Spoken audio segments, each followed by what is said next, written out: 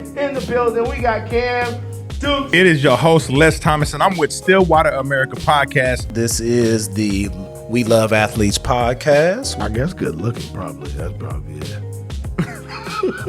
And most importantly, the hard work of our educators. Thank you again for hitting that play button for another episode of the Heady Coleman Podcast. Go in. Hello, ladies and gentlemen. Thank you for hitting that play button for another episode of the Heady Coleman Podcast, where I sit down with fabulous people to have go-in conversations. Go in is being consistent and doing the right things that allow for you to achieve the wins that you have defined for your life so that you can live out your greatest story. I want two things to happen, ladies and gentlemen. Two things to definitely happen from this podcast. One, I want you to learn. I want you to walk away having learned something. Two, I want you to be inspired to take action. Take action on what you learned. Or oftentimes what I find is that some of the stuff is just good reminders, and it's always good to be reminded.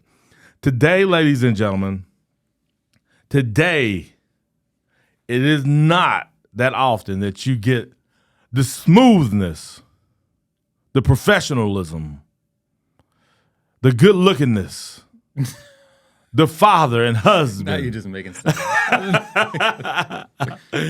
Today, ladies and gentlemen, I have the one and only Josh Wilcox in the room with me. How are you doing today, sir? Doing great. Thanks for having me on. It's a pleasure to be here. Thanks for coming. Now, do you live in Edmond or Coleman City? We're in Edmond.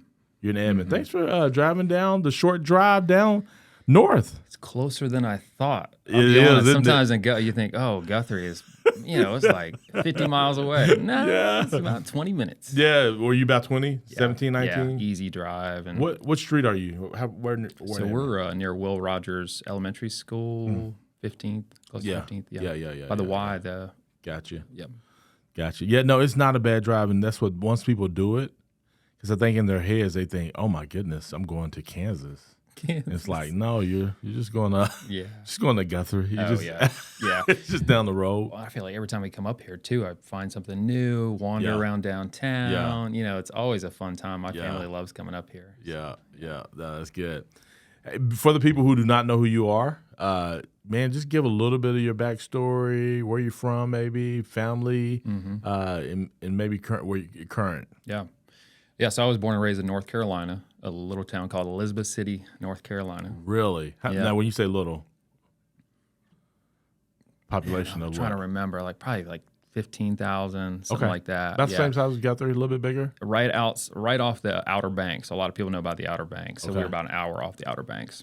So kind of like that southern presence. I think that's a big part of who I am at the core is just friendly, enjoy talking to people. Mm-hmm. So I always talk about that because I think that kind of sets it up for who I am. But then we moved to my family. My parents are actually from Northeast Ohio.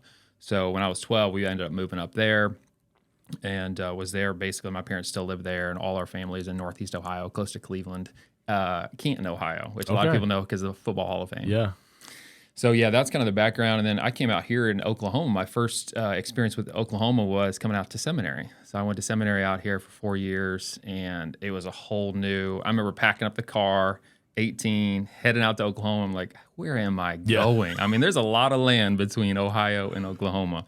And I got in a little Volkswagen Jetta on the way out here, and – so that was my first experience to Oklahoma, and kind of fell in love right away. But then after seminary, went back to Ohio, met my wife. We got married, moved to West Virginia first, took a assistant pastor job there in West Virginia. Wonderful people in the mountains. It was super beautiful. A lot of people do obviously hiking and then rafting and stuff there. So just a beautiful place to be. And we were there for 3 years, I think. And then started moving west again. So we were in Indianapolis for 2 years, and then out here in Oklahoma now for the last 7. Oh, okay. Yep. And so, you just be honest with me. Which one has been your favorite place? I mean, the place that we are now. I always tell people we could live anywhere in the world, right? And it's I choose to live in Oklahoma. Some people act like they gotta be here. I'm like, we like it here. Good community. Good, we fall in love with the people here, and just the whole experience. It's a beautiful city too. Yeah. It really is a great place to live. And it's growing. It really is. Yeah. Yeah. A lot of new construction, Yeah. a lot happening. And so we love it. We love it. We could live anywhere, but we choose here. Now, tell me how you met your wife. Do you mind telling that story? I'm always curious how people meet their significant I others. love that question. I wish she was here to tell it with me. It's more fun with her because she makes up. There's new things each time. She makes up. I thought maybe you would be the person making stuff up. Well, that's what she says. So we met in church. So she was actually friends with my sister, and so they have a little background there, and I became friends with her brother along the way, and so we had a connection there. And then she was actually dating a guy when we met for the first time, and I remember going out to dinner one night with the whole crew. Wait, with her and her boyfriend? It wasn't just us. It wasn't the three of us. Yeah, I know. But I'm saying, like, There's a whole group of people. Okay. And I think they were celebrating his birthday. Okay. This story is wow. I'm glad I asked this question. Okay. So go ahead. Yeah. So anyways, we're sitting at dinner, and so I'm sitting there across. I'm like, the woman of my dreams. I'm just looking at this girl like, this is an amazing energy, just beautiful, and just a beautiful presence. And she's with this other guy, Yeah. So, but that's kind of the funny part of the story. But then it rolls on, and she ends up. I think sometimes, Heady, had this conversation with someone yesterday. I think until we meet someone that we really see differently, it's hard to release maybe someone that we're with. So I think sometimes that happens in dating, and so I think she recognized when we got to know each other a little bit. She recognized that there was like something about me that she could release that other guy. So that's what Wait happened. a second. Does releasing another guy mean she broke up with him for you? Yeah, it's a nice way to say broke up. Heady. Yes, Release. You know I'm not that smart. You got to help me out here now. I'm like, wait a second. Did she dump him for you? Now, is this the story that she would tell? Do we need to call her on speakerphone? Yeah, that might be a good idea. Get her version one of these days. And but yeah, that's kind of the the other funny part of the story is that we were in church when we met. And I'm sitting in front of her, I think with my sister, and she's sitting behind me with some of her friends. This is before we were dating. And she wasn't with the guy at this point. They weren't together anymore. And I look after the service, I turn around, and I'm like, well, of course, I got, who's this woman behind me? Like, I gotta, turn around, but I'm just leaving church, just chill. Yeah. I turn around, Heady, and she had polished off a whole bag of Tootsie Rolls during the service. And I look back at this girl like, did you polish off? I mean, of course, her look on her face was like, the audacity of this man to come into my church and call out my Tootsie Roll intake. But of course, she fell in love at that moment. She's like, how dare you? And I like you. Yeah, I like that about you. Yeah. So that was like, and that's our relationship to this day a little bit, Heady, where it's just like we have this great like chemistry, and we'll call each other out, but we just love each other, and it seems like a perfect, it's obviously a perfect fit. So, that's good. Love of my life. That's really cool. How would your friends and family describe it? Like if I was to interact with some people who've been around you, your best friends, how would they say like, this is who Josh is? I think most people experience me as very friendly. And then there's also like, I love a good conversation. I like to go deep fast, right? It's like, hey, tell me about what you're doing. Tell me about your life. And so I think most people see that side of me, friendly on the surface, and then definitely like engaging with people.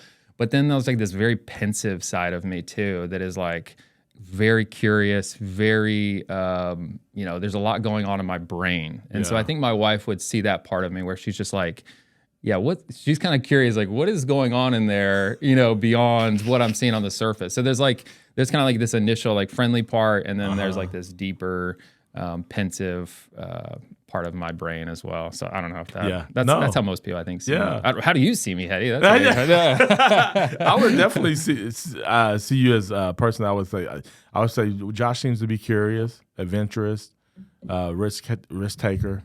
Just from being around you, I've seen you kind of move and operate in different spaces. But yeah, so the adventurous kind of person, you know, I would say kind, always polite. Thank you. Your family comes off that way as well, right? Your children, Yeah. and they get that from you all. And so, yeah, that's kind of how I would say. Yeah. Yeah. It's interesting to hear someone else's perspective about you. There's always when people always ask me about, I was like, ask my wife. She probably can tell you better. Seriously. Yeah, Seriously. than I can tell you who I am. Now, I know talking about some of your adventures and different projects and things of that nature, I know that you do the 5 Voices, right? You're a public speaker, you have a YouTube channel, you do those different things. Where does that drive or what that calling to want to be able to do something like 5 Voices? What do you find that interested in? Kind of explain 5 Voices for people. Yeah, first 5 Voices is a system of understanding someone. So it's almost like a software for the human experience, right? It's like who are we? And there's 5 different ones that you can describe and kind of own for yourself. It helps us understand each other, you know, and know yourself to lead yourself is part of that language where you can own it for yourself, but then understand someone else pretty quickly. And so that helps with team dynamics, where if I know Heady's a connector, well, I know how to unleash him. I know how we might interact, how that could be healthy. And so that's part of the language that kind of just gives you a system to understand people. So it was super valuable to me. I've always been interested in psychology. I think for me, it's like taking those deep thoughts about psychology and making it practical. And I think the 5 Voices does that, right? Because I'm definitely a guy that like, let's talk about how the brain works. Let's talk about some of these details. But how does that matter to my day to day? You know, and I think that's what the question people are asking. Like, how does psychology matter in my life when I go to work today? Yeah. And so I think that's where the 5 Voices helps out. And that's why I've enjoyed it. It's kind of given me some framework to really help people, which makes a huge difference. And I've seen it just unlock people. Yeah. When they understand themselves for the first time, or they understand what it's like to sit across from them for the first time. Yeah. Oh, that's how people are experiencing me. All of a sudden, you've built a different level of understanding that is helping them become a better leader. And that's what I love. And then kind of where we're at now is really trying to think about one-on-one a little bit. Obviously, that's always a piece of it, discipleship and some of those things. But how does a team, what is the best version of a team interacting and being together? To me, that's really what I'm interested in at the core now, and that's what kind of drives me. You know, some of it goes back to the pastoring days. You know, what's the thing outside of the church? Yeah. You know, in the business world that we can really make an impact on people. Man, that's where I got into coaching and leadership and some of the 5 Voices stuff. Yeah. Whenever you said you've seen people kind of, when you're explaining this and they kind of discover themselves like, oh man, that's how people see me. And you said you enjoy seeing that part of it. Do you have a story? You may not, and this is just me throwing something out there. Do you have a story of somebody like you've seen that in action for them and then you begin to see them kind of operate in that? Or have you heard of a story of what that may look like? Yeah, I think of, you know, a lot of these things end up being highly personal because you take the information that you're learning at work and then you take it home. And it's, for me, I think the impact of the home life. So you talk to a husband that said, for 20 years, I haven't understood why my wife reacts this way when I say this thing. You know, and I could say it on a very personal level for me and my wife, where she's a connector. I'm in the language, I'm a pioneer, creative. And there's things pioneer, creative, is that 2 different things? It's like, there's 2 different ones. So pioneer, creative, nurturer, guardian, connector. Gotcha. Okay, those are the 5. She's a connector. And when she brings ideas to me, or she brings something that she wants to talk about, and if I shut it down quickly, that just kind of just like threw a blanket over her idea, and the whole thing just kind of gets, blanketed. If I can say, hey, that is awesome. Like, I love that idea, and here might be another idea too, or like kind of appreciate her before I critique. All of a sudden, we've got some magic, and so I think it's just on a very practical side on that. has been important. And then some people just don't know the power or like the force that they're coming with. And that was my experience too, Heady, where I just didn't know how forceful I was. Yeah. The language I was using, it was like, wow, I'm coming across pretty strong here. And I didn't even know it because that's the only language I understand, you know? And so I think a lot of people, like I remember one of my coworkers and he finally understood like, oh yeah, like I'm pretty forceful when it comes to these conversations. And you could tell like the light bulb went on and he was able to, a lot of it's just language. Yeah. He was able to transition and change his language so that he felt the same way and he was the same person, but the way he said it made more impact and he gained more influence because he was willing to adapt his language. Yeah. So, does that make sense? No, that's good. Yeah. No, and I really, really, really, really, really love that you said you took it to the house. You took it home and how it has allowed for you and your wife to better understand one another. Yes. One of the things that I get the opportunity to do is we do these retreats, and we're teaching not the 5 voices, but we teach the colors personality. And so I think there's 6 colors. Okay. And one of the reasons we do it is for that reason, because now when a wife finds out her husband or a husband finds out that their wives are red, which is the person who tends to take charge. Yep. And now it's not, oh, she's bossy or no, it's just that's kind of her personality. She's the one who's going to kind of take reins and lead this thing when nobody else will. Because then if, like me, I'm a yellow person who likes everyone to like me. I want to help you. I want the world to come together. Right. So now if I'm married to a red, I'm be like, you are so mean. But really the only reason we're able to live and do some of the things that we do is because she's a red. She takes charge of certain things. Not that she disrespects me as a man and doesn't say that I lead. It's just her personality. That's right. That's And right. so it allows for us to be able to interact differently. I love that. Whenever you start thinking about and understanding who people are. Yeah. And that's I was interested in the 5 voices. Well, and you know, whatever language you use, I think it's just helpful to have a better understanding of yourself and then others. Yeah. It gives you empathy. Yeah. I think it helps us understand the value of another person, right? Yeah. Like it's easy for us to value our perspective or our personality. But what you're able to do with especially with your wife or a friend, is like if you can value them, their perspective, like I need Jessica's perspective because I can get in my own mind and kind of get in this whole world. Yeah. But she brings this new and different perspective. Yeah. And so I think it's valuing the other person. Yeah. It's not about changing them. It's not about changing us. Like, oh, I wish I was more yellow or red. Right. No. Because I get into that. People think, well, I want to be more like that. Like, no.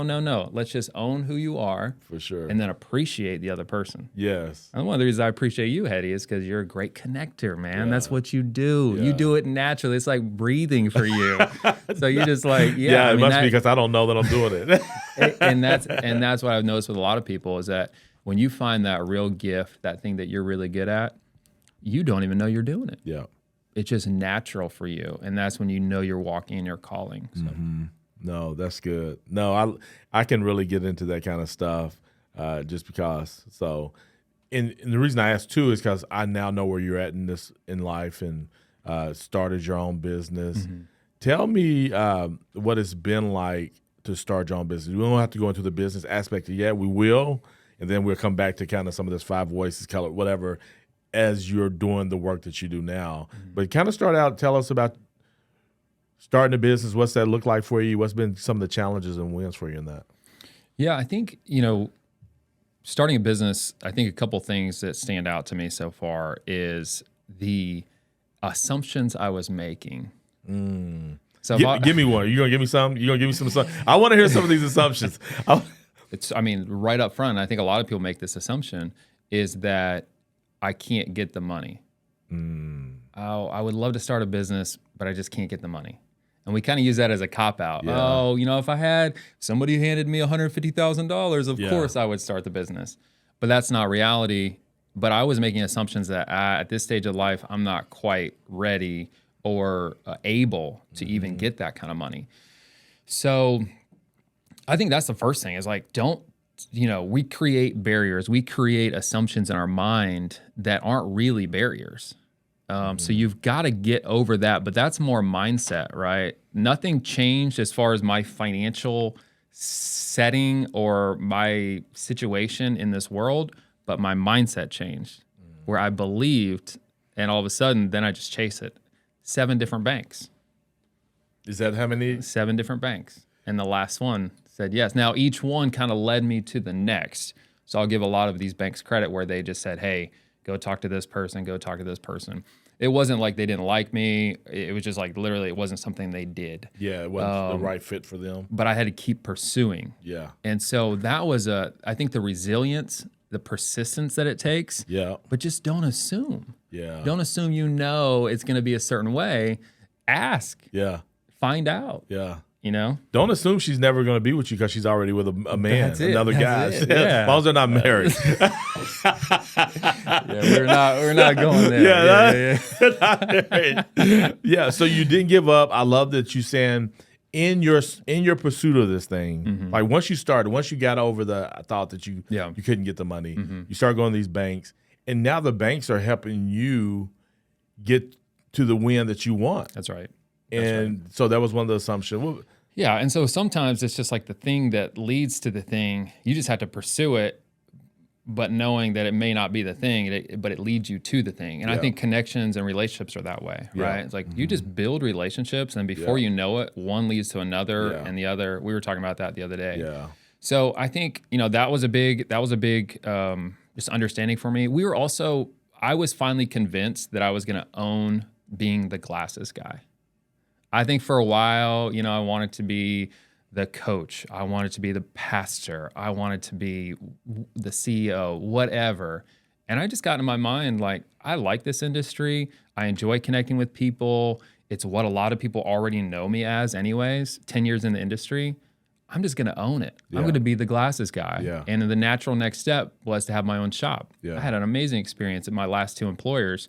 It was just time for me to take that next step. Yeah. And so in my mind, I was convinced that now I'm going to embrace this. Yeah. And sometimes it just takes that decision to go for it. And that's how it was for us. So, and then I was convinced on that. And on this end, we're not printing money, as I like to say yet, Heady. We're doing well. The business is growing, but we don't really know how successful this business will be. Yeah. But I'll tell you this, I've never been happier. And I know that this was the right step for us because it's been good for our family. Yeah. We're enjoying it, and it's meant to be. Yeah. We don't know how it's going to turn out, Yeah. and I think that's part of the risk tolerance that you have to have when you start something. Yeah. You have to be able to go, this experience is going to be good whether it succeeds or not. Yeah. Yeah. No, that's good. That's really good to hear. And I think some of it's just because you're in your lane, right? That's right. You kind of found that space and you owned your lane. Like, man, I want to get over into the other lane so I can pass this car, but really just stay in your lane, right? Yeah. And now you have found that, oh, man, I'm really enjoying this once you embraced. That's right. This is the Lamb of being all the way to Kansas. That's right. All the way to Kansas. All the way to Kansas. All the way to This Guthrie. is- All the way to Guthrie. I'm in this lane. And now one of the things I talk to people about is enthusiasm. And enthusiasm happens whenever you approve of something. So people are like, man, you're always so excited. And I think they use the word excited versus enthusiasm, right? You're always enthusiastic whenever it comes to Guthrie because I approve of Guthrie. Like this is my town. So I've owned it and I'm happy here. Yeah. Because people be like, why don't you move? You would have more opportunities if you moved. Like now you ask me to get out of my lane and go do something where I'm happy here. You may not be, but I'm happy here. Don't project your own happiness on me. Yeah. I'm happy here. But I love that you said that. And I think, man, more people, and sometimes it's not that you're going to go start your own business, but maybe you do a different position within the company that you're already in to find that thing so you can have that enthusiasm about work every day when you go. Yeah, and as leaders, we're always trying to unlock people to find that enthusiasm, right? You can't do it for someone, but if you get them in their lane and help them identify their lane, well, then you've just unleashed a superpower. Yeah. Because I agree. I think when people find their lane, that's when they're motivated. You don't have to be behind them pushing them. No. They're running. Yeah. So I think there's a lot to that, Heady, and I love what you said about enthusiasm. So okay, so there are some assumptions there. What else? Once you got into it, now you got your money, you got your loan to start, Enjoy Optical. That's the That's name right. of the name of your business, your company. Now you're starting to Enjoy Optical. You're already there. It's running. What were some of the challenges after you got the money secured and all that? What was something else that you learned in the process? Because you built out your store. That's right. Yep. So I think like ambition and persistence paired with patience, right? And so there's like this, especially before you're open, because the bills are coming in. You know, Before you start making money, there's bills coming. The 9 to 5 is over. So you have to there's a stepping out, and then the bills are coming in, but you're not there's no money coming in yet. So I think that patience of going, okay, we're on the road to going where we want to go, but we're not quite there yet. Yeah. And so there's you're just planting seeds that you're planning on coming up, right? Yeah. And so a lot of it's just I believe in this so much, I'm just going to keep planting seeds. I know this is going to work. The encouragement of my family, that's the kind of stuff I was learning is it was like you were pulling back on some of those character traits and some of those things that you had learned through the years and going, okay, now I get it. Now now this is where the rubber meets the road, and I'm super frustrated because we're not open yet, because we plan on opening earlier than this. But I have to still manage this and not go crazy. You know what I mean? So I think but at the same time, if you're not persistent, it's not going to get done. So I think that was the internal struggle is persistence and patience. When you have to move, you move fast. I mean, me and my wife hung 48 shelves in that space. And somehow they're all somewhat straight because of my wife. Not me. But so we were doing work as well. So it was we would have to run sometimes, and then you're waiting on permits, or you're waiting on contracting to finish up some of the work. And so there's always this persistence, pursuing it quickly and hard, but then on the other hand, being patient and waiting on God in some ways, but waiting on people too, So that was my experience. Does that answer your question? Yeah. Okay. No. That's really good. So Enjoy Optical, up running, assumptions, some of the challenges you kind of mentioned. And of course, there's way more, right? And I feel like now I want to bring you back for a second round, and we just talk about that, because I think there's so many people who want to start something and the journey of it, and it's so fresh on your mind. Having that conversation now is really good to where we probably could really dig into some stuff to help some people kind of discover what that journey looks like for them. Yeah. And that's really encouraging to hear, hey, some of it was I just assumed that I couldn't get the money. Oh, I can get the money. Yeah. Now let me go tell other people, it's possible. I did spread it. the word. Yeah, spread the word. This is what happens, right? Yeah. So real quick, business plan. Did you write a business plan? Yeah. So I had a business plan. One of the interesting things on that point, Heady, is I kind of wrote this plan out several months ago, and it was just kind of free flow thoughts I had over the last 10 years. Hey, this is what I would think it would look like. And then before I know it, I passed that on to the banker that ended up giving us the loan, and that was the plan we were running with. And at some point, I was like, "Is it cool?" I thought we would adapt the plan a little.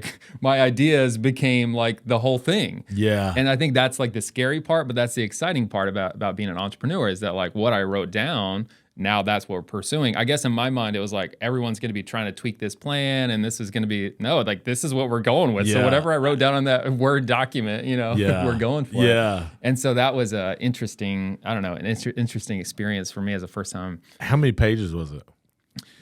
So it was just 2 pages, honestly. I tried to keep it really simple, kind of outline the industry, what it looks like, how do we make money in this industry, what the shop would look like, how we would, the allocation of funds is a big part, what are you going to use this money for? Gotcha. That's what the bankers want to know. So if you got $10,000, what are you going to use the 10? So 3,000 of it's going to go to this. Buy glass. Yeah. You're going to buy inventory with 3,000. You're going to buy, do the build out with 3,000. Yeah.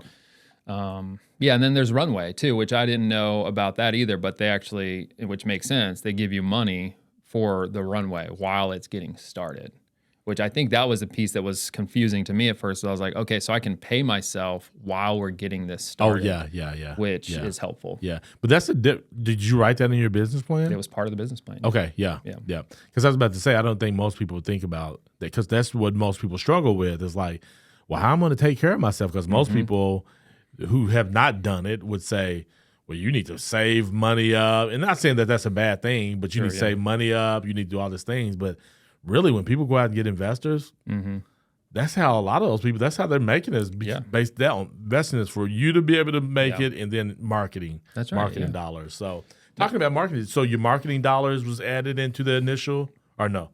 Yes, that was part of, I kind of like brought it in with the runway money. So like any money that we were going to be spending over the next 3 to 6 months, and that include marketing. So we haven't done a lot of paid marketing. You know, we've done some Facebook ads and, you know, kind of relying on Google reviews, getting the word out with our friends and family. Jessica runs the social media.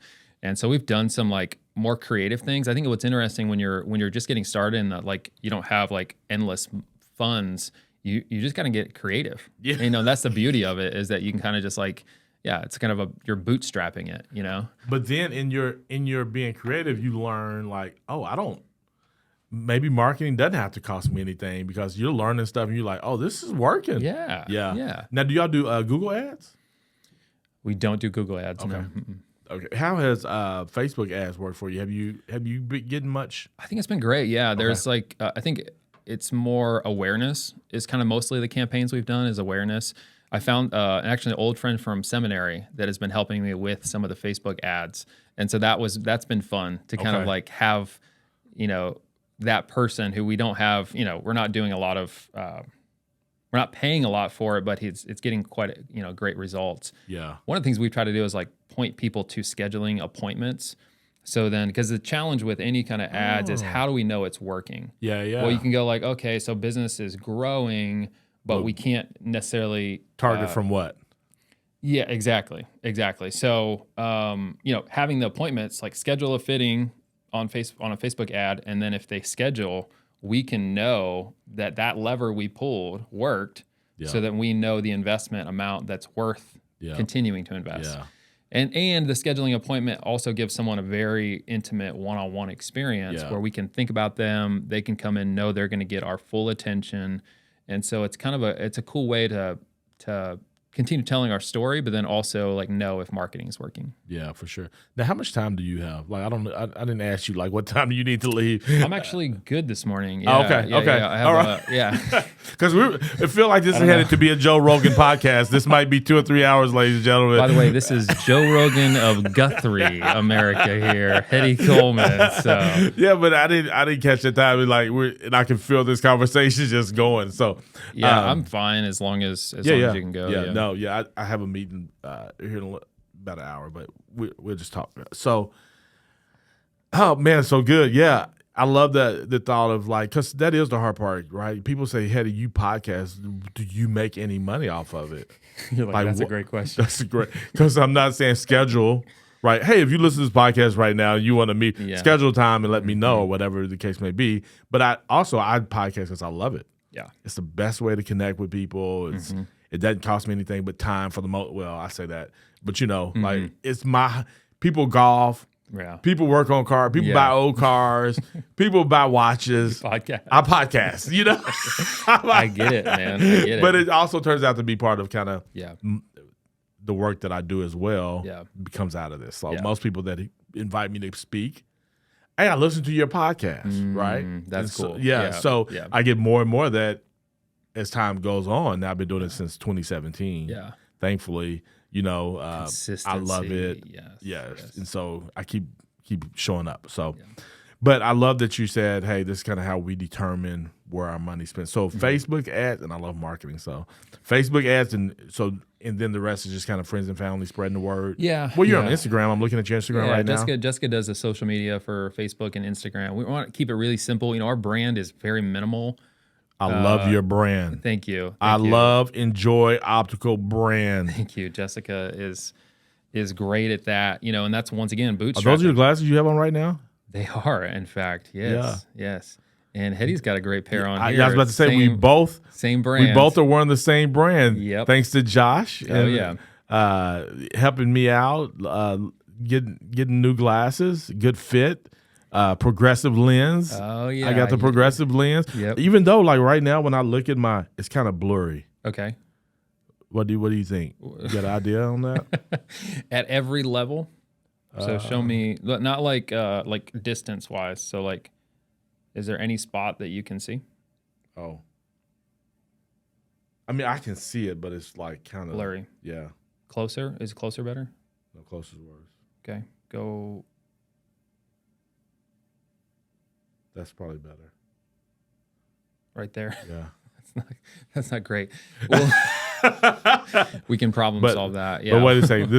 That has nothing to do with Enjoy Optical. That's the lens aspect. Okay. We will. We'll troubleshoot that for you. Yeah. I was actually going to have that because when you picked up yesterday, I wasn't there. So we'll we'll have some time troubleshooting. Yeah, Some time. troubleshooting. Yeah. But anyway, so also what I see about your branding, it kind of matches your family. Was that intentional? Like the colors that you all wear and things like that, I feel like matches who you all are, which I think is cool. Thank you.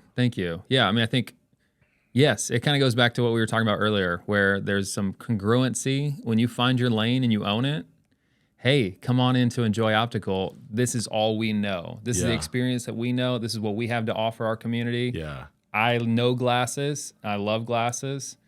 And this is the environment that we would love if we were shopping for glasses. Yeah.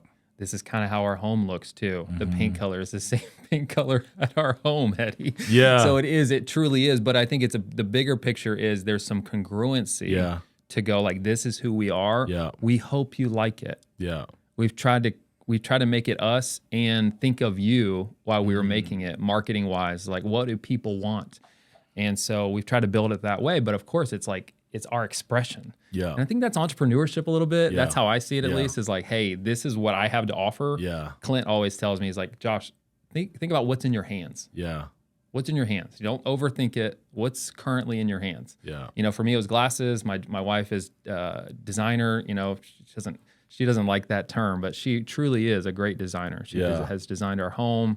She's designed the space here and has designed many different things. And so she's good at that. And so that was kind of one of the things that was in her hands. So I don't know. I think it's just an expression of who we are. And yeah, Jessica has the kids basically in beige most of the time. So clothes.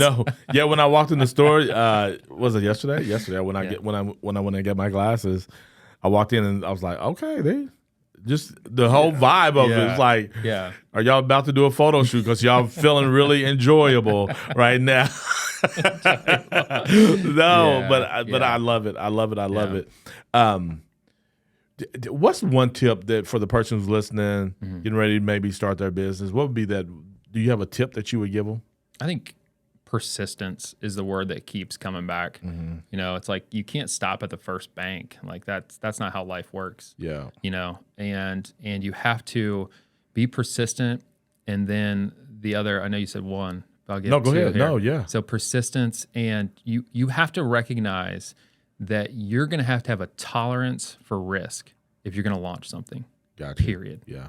That's a debt tolerance, unless you have just a uncle that's just doing really well and he just is like writing you a check every month. You're going to have there's a risk tolerance, and most of the time that's financial, and you're putting yourself out there. I kept asking myself as we were building this space, we're spending all this money. Will anyone show up? You don't know. Yeah. You think so, you plan on it, your faith is big, but you don't know. Yeah. And so you have to have a tolerance for that risk. And I think that's the differentiator between people that launch and people that don't, is that risk tolerance.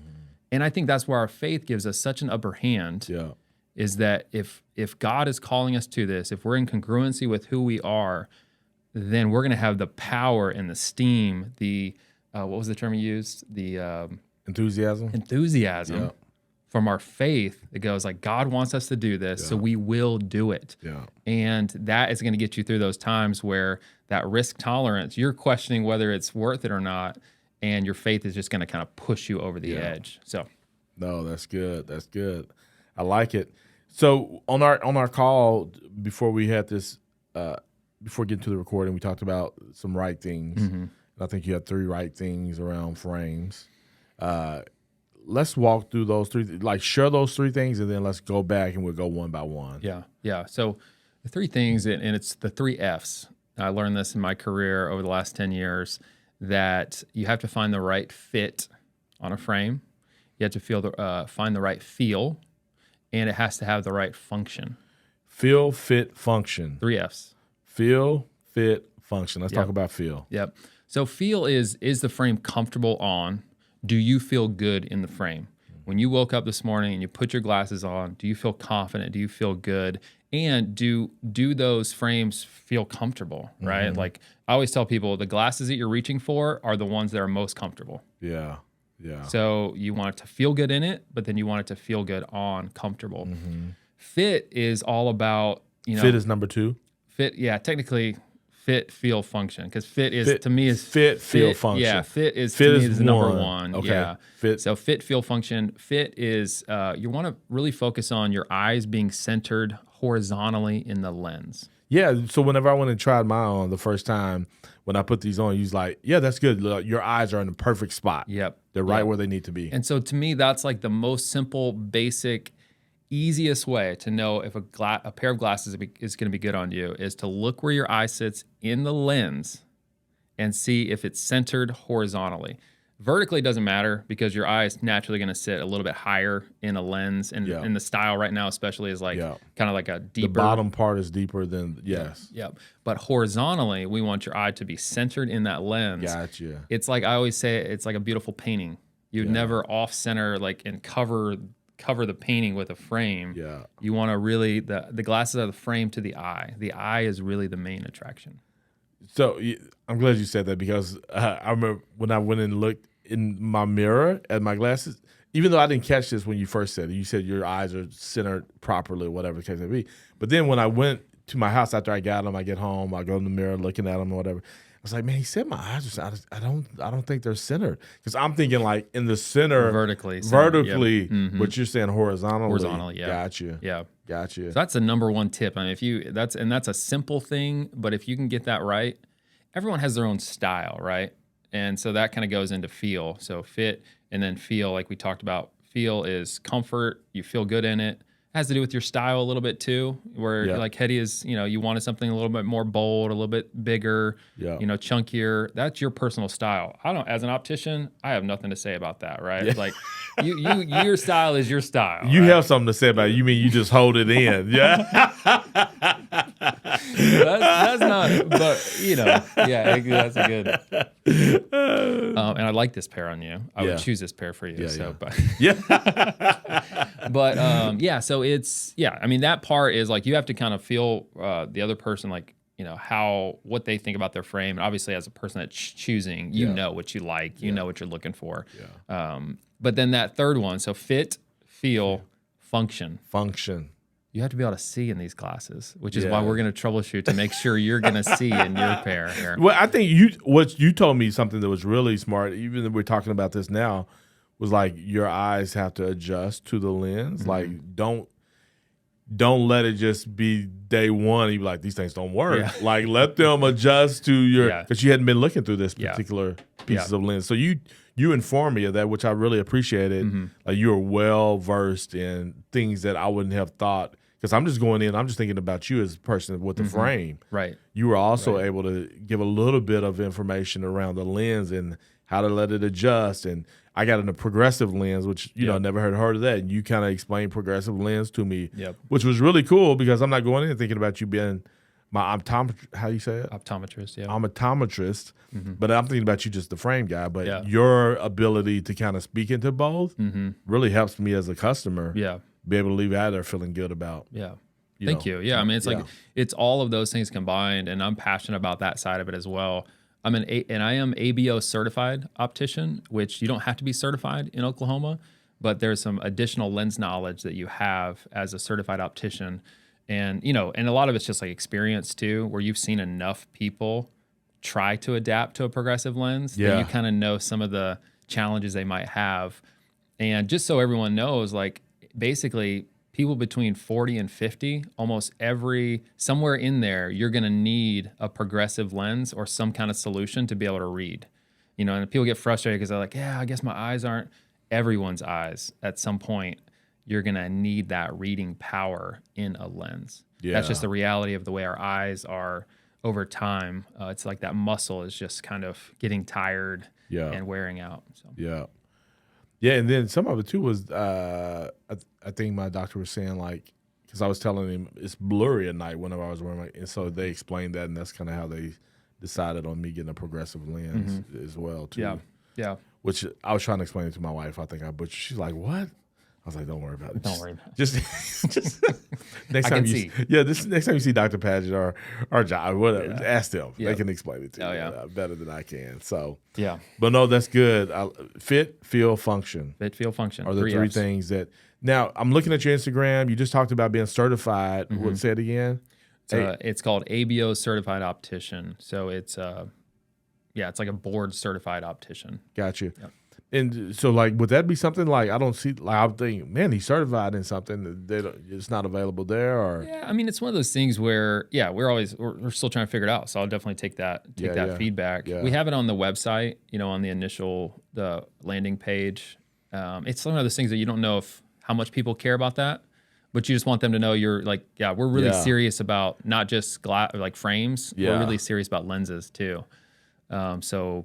What's your website? It's just enjoyoptical.co. Ladies and gentlemen, for those of you who are listening and not watching, we are just perusing. Did I spell it right? It's not .com, it's .co. Oh, .co. Okay. Enjoyoptical.co. Oh, nice. I like that. Plus easy. I don't think I came to your website. And so we do have an e-commerce part of our brand where you can buy glasses on the website. And you are shipping to them? And we'll ship them to them. Mm-hmm. And so we haven't, that hasn't been a huge focus for us to start. We're obviously focused on the in-store experience first, and then the e-commerce, though I think there is, people might want that same experience, that curated experience, that enjoy experience online, and so we can provide that as well, and we'll be giving that more attention over time. Got you. Are transition lenses creepy or cool? I'm just curious what was this? Let me see if they're, because I think they're kind of creepy. There you go. There you go. So is my wife. No, but. My son and my wife have transition lenses, and so they're very practical. Very practical. Yeah, because anytime, whatever the light is, it's light under control, basically. Mm-hmm. So you're whatever you need at the moment. And now I think the one thing that's changed with transition, not that you wanted to get into transitions, but I geek out. Go ahead. No, I like when people geek out. It's my craft. So the transition, now you can actually walk inside and they're completely clear. So for example, this is a transition lens. Oh, okay. You probably had no idea. No. Yeah, because it gets completely clear indoors. But as soon as I walk outside, the UV hits it and it starts changing. I didn't see even out there. I didn't. It was probably just slight. Okay. Probably there wasn't a lot. Yeah. Because the UV isn't real heavy today, or the sun isn't out that much. Now the thing that now that I'm wearing my glasses all the time, every day, because I got the right lens and all that stuff. Yeah. I'm like, man, transition probably wouldn't be bad, because now I got to take these off and put on my, and then when I put on my shades, I can't, Yeah. But when I'm driving and stuff, I don't need my glasses really, but that's something that keeps you from preventing from having to maybe have two pair of shades. Yeah. And there's multiple solutions. The transitions is nice. I always tell people too, a lot of people don't know this, so I just usually say it, is you can do a prescription sunglass too. So you can actually have the same experience that you have in that clear lens in a tinted lens. Oh, yeah. And you could choose whatever color you wanted. It can be anything. So that's always nice to know too. It's especially in the summer in Oklahoma, I feel you put your glasses on in the car and you're just your eyes are burning. So having a pair of sunglasses that is your prescription is very helpful too. Okay. So. Good to but know. I sell glasses, Heady, so maybe don't take my word for it. No, but you're certified. Certified. Don't forget. You're certified. Yeah. No, that's good, man. Josh, I sure appreciate you spending time with me today, man. Yeah. Thanks for having me on. No, this is really cool. Let me see if I made sure. I wrote down most of my questions here. Let me see if I got. No, I think This is That was born out of a friendship, and I feel like Yes. a common. I love the conversation we had the other day about you've created an experience for people one-on-one, right? It's like one-on-one, and through the years you've just done that so many times that now your influence has grown, and I think you and I see the world that same way. Yeah.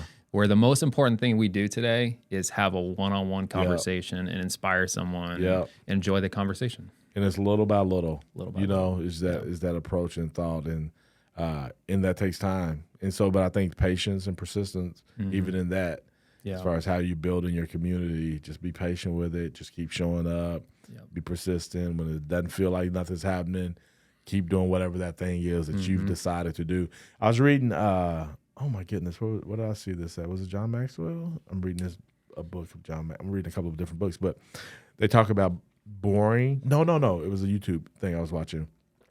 How if you want to be successful, be boring, is what they said. Yeah. And because it's not always exciting when you say, you know what, I'm just going to meet with as many people one-on-one as possible. Like, that's not a cool story, right? You want to be the person who's at the parties and always at the cool stuff or whatever, where it's like, no, behind the scenes, I'm just going to keep showing up, be boring, schedule my time with people. Yeah. Spend that one-on-one time with them and appreciate that. And it's making an impact. Yeah. For sure. Yeah, and you're a testimony to that. I mean, I'm sure you see a lot of the same people every day as you're walking through the community and being a part of Guthrie. Yeah. No, it's COVID kind of changed a little bit of that, but now it's kind of coming back. Okay. And, but yeah, no, I think that's the way you do it. That's when I always prefer to walk places. Yep. So right now we're at the studio and it's a little bit off from my house, so I have to drive here. Yeah. Where it used to be I walk to everything. And the cool thing about walking is when somebody drives by, they'll stop and see. Like when you're driving, when you're both in cars, you just keep going. Yeah.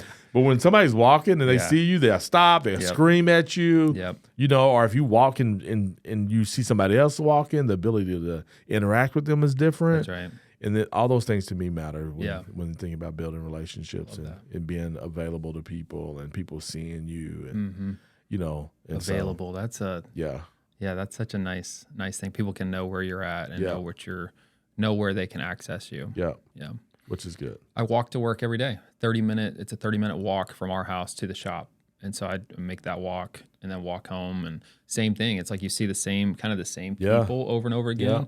And then you have time to process the day. You have time to like get ready for the day.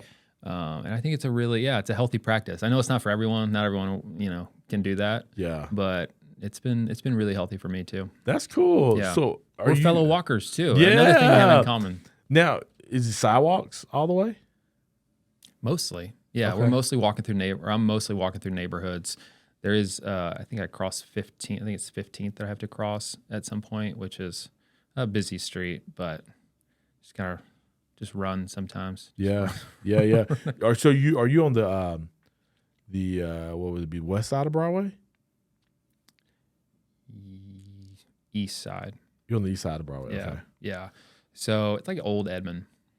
Okay, that's like old. Yeah. I mean, there's neighborhoods back in there. I didn't even know we're there until we moved into there. Yeah. But it's like, we're not far from anything, but we're tucked away into a little has some trees and stuff. So you live right kind of near the square in Guthrie, right? You're right in the we're not too far off from. Yeah, we moved in. So it used to be like 7-minute walk to get to downtown, where it became a 14-minute walk. So that's a round trip. That's 28 minutes. So it makes it a little bit challenging. Like I could walk home and then walk home for lunch, then get back, walk back, and so you get all these steps in. It's really good. Yeah. But now we're a little bit off, but we're super close. I mean, it's all walkable. Yeah. I just can't walk here. I mean, I could, but it would be forever. Yeah. The rainy days kind of catch up to you. But it's nice. But I think it all goes back to community. Yeah. Where you're talking about you're building that community. If people can count on you being there. That's one of the reasons I like having a shop too, where people can come, if I want access to Josh. A lot of times I'll just tell people like, Yeah, I don't have time for a meeting today, but I'll be at the shop Tuesday through Saturday, 10 to 5. Yeah, yeah. So, I guess the hard part about something like that, though, would it be somebody stops in and you got a customer, you know? yeah. Yeah, I think it's as long as everyone, most people understand that. But your store is not something that's just jam packed. No, if we see 10 people a day, it's going to be a busy day. Yeah. So that's kind of nice. Yeah. And that's one of the reasons I like the industry and this side of the industry where you can have those one-on-one conversations really easily. Yeah. No, that's good. It's not Target or anything in there running through. So. No. It's good. Good. Well, man, thank you. And we got to do this again. Yeah, this is super fun. Thank you for inviting me. Yeah, thank you for coming down. You've always been inspiration and encouragement. Always count on Heady for bring a lot of joy to our community, and you connect a lot of people, and that means a lot. So keep doing it. Yeah, thank you so much. Go thank win. you. Go. Yeah. Go in. Ladies and gentlemen, thank you for hitting that play button for another episode of the Heady Coleman podcast. And as always, ladies and gentlemen, Josh, what do they do? Go win. Go win.